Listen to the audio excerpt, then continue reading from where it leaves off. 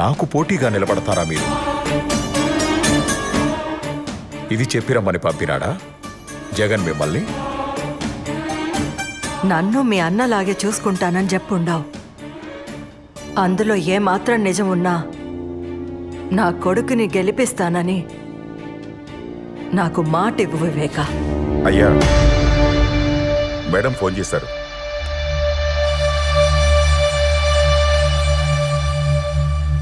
Hello madam. नमस्ते विवेक जी। आपने वादा किया था कि आप पार्टी के प्रति वफादार रहेंगे। इस वादे को निभाते हुए इस बार आपको कांग्रेस पार्टी के लिए पुलिवेंदला से चुनाव लड़नी होगी। अगर आप हमारे साथ खड़े रहोगे तो हमें बेहद खुशी होगी। विवेका जी, आप सुन रहे हो? विवेका जी, आप जैसा कहेंगे वैसा ही होगा मैडम। शुक्रिया। I promise you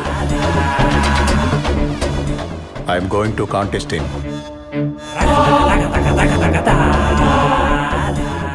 Pulivendula constituency. Okay madam, thank you.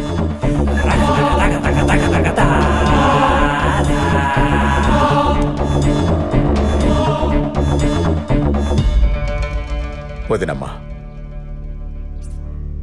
కాంగ్రెస్కి ఇచ్చిన మాట వెనక్కి తీసుకోలేను.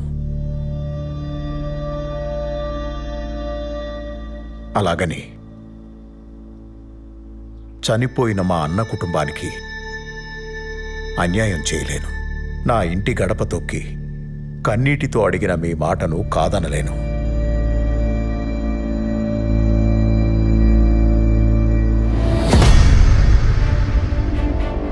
మీకు నేను మాటిస్తున్నాను, ఈసారి ఎలక్షన్లలో మీకు పోటీగా నేనే నిలబడతాను. కానీ మీరే గెలుస్తారు, గెలిపిస్తాను. దీన్నెవ్వరూ మార్చలేరు. ధైర్యంగా పోయిరామా.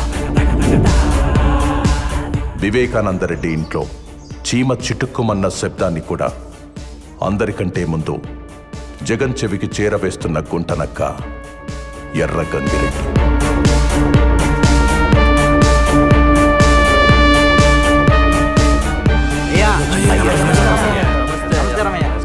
అయ్యా, మీరట కాలు మీద కాలేసుకొని కూర్చోండి. ఈసారి కూడా గెలుపు మనదే. అయ్యా, ఈసారి ఒక్క ఓటు కూడా అటు ఇటు పోదు, గెలుపు మనదే. అందరికీ నమస్కారం. ఈసారి నేను పోటీలో మాత్రమే ఉంటాను, కానీ విజయం మే ఎలక్షన్లో గెలవాలి. అయ్యా, ఏం మాట్లాడుతున్నారు? మధ్యలో ఇంకెవరూ మాట్లాడకండి. వదినకు నేను మాటిచ్చాను. ఎవరూ భయపడకండి. మీకు కూడా మాటిస్తున్నాను. నాకు అధికారం ఉన్నా లేకున్నా నేనెప్పుడూ మీతోనే ఉంటాను. పోయిరండి. పులివెందుల బై ఎలక్షన్ లో కాంగ్రెస్ అభ్యర్థి వైఎస్ వివేకానందరెడ్డిపై వైఎస్ఆర్పీ అభ్యర్థి విజయమ్మ భారీ మెజార్టీతో గెలుపొందారు. ఈ విజయంతో ఆంధ్రప్రదేశ్ లో మరొక ప్రాంతీయ పార్టీ సంచలనం సృష్టించింది.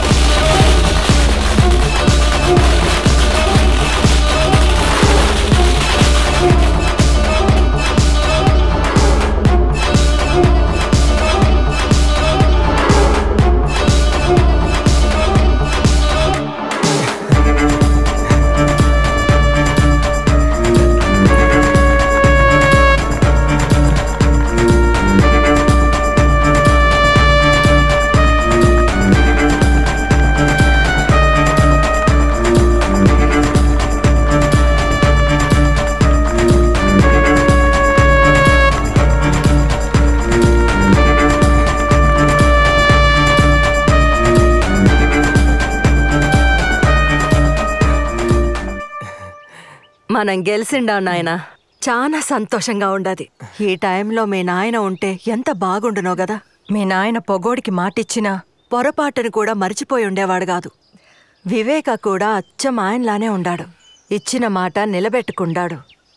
ఒకసారి పోయి మీ చిన్నాయన్ని పలకరించొద్దామా? దేనికి? ఏం అవసరం లేదు. నువ్వు గెలిచింది ఆయన మాట మీద కాదు, మా కష్టం మీద. నాకు పనుండది, పులివెందుల దాకా పోయేస్తా.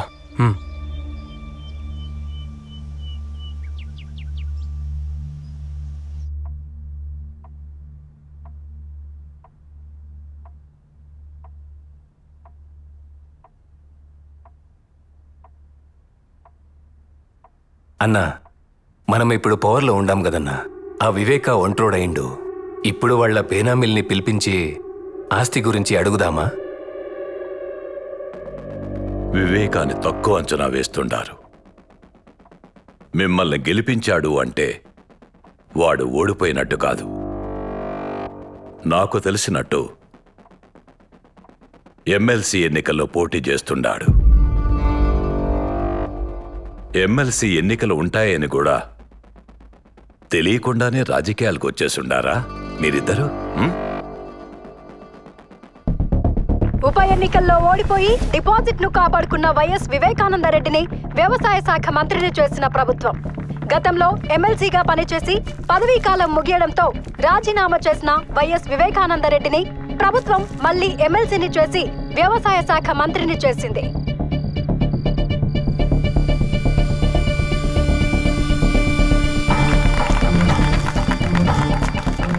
చెప్పండి కృష్ణమోహన్ రెడ్డి గారు.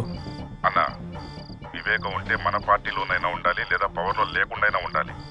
మన పార్టీ గెలవనప్పుడు వాడు పవర్లో ఉంటే మనకు చాలా ఇబ్బంది అవుతుంది. ఆ ప్రశాంత్ కిషోర్కి ఫండ్స్ కూడా ఏర్పాటు చేయాలా. ముందు మనం చేయాల్సిన పనులు ఈ రెండు.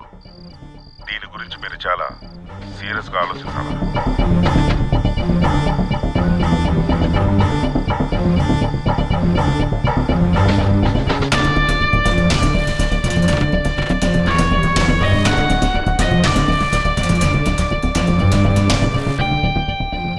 2014 ఎలక్షన్ తర్వాత ఆంధ్రప్రదేశ్ రాష్ట్రంలో కాంగ్రెస్ కనపడకుండా పోయింది.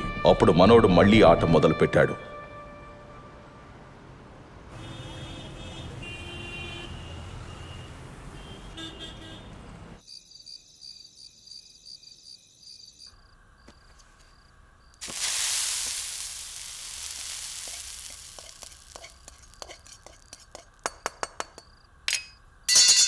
అయ్యో పెద్దమ్మా, ఇంట్లో ఇంతమంది పనివాళ్ళుండగా నువ్వెందుకు వంట చేస్తుండావు? ఇవిక్కడే వదిలే, నేను చేసి పెడతా, నువ్వు వెళ్ళు. దీంట్లో ఏముండదులే బిడ్డ, నాకు కూడా అప్పుడప్పుడు వంట చేయాలనిపిస్తూ ఉంటుంది. కానీ ఇంట్లో వంట చేయడానికి నాకు నో పర్మిషన్. వాళ్ళు చేసి పెట్టిందే తినాలి తప్ప నన్నెవ్వరు ఏం చేయనివ్వరు. ఇలా ఎప్పుడో ఒకసారి అవకాశం వస్తుంది. అలా వచ్చినప్పుడు మాత్రం అస్సలు వదులుకోకూడదు కదా. అవును, ఎట్టా ఉంటది మీ సోషల్ సర్వీస్? ఇప్పుడు కూడా అంతేనా? నాకు పేషెంట్ దొరక్కపోయినా పర్లేదు, కానీ ఎవరి ఆరోగ్యం పాడవకూడదని పరిగెడతానే ఉండావా? అంతే కదా. నా చేతిలో ఎంత చేయొచ్చో, నా వల్ల ఎంత అవుతుందో అంత చేస్తానంతే. నీకింకా చెయ్యాలనుంటే పవర్లో కూర్చుని చేయొచ్చు కదా.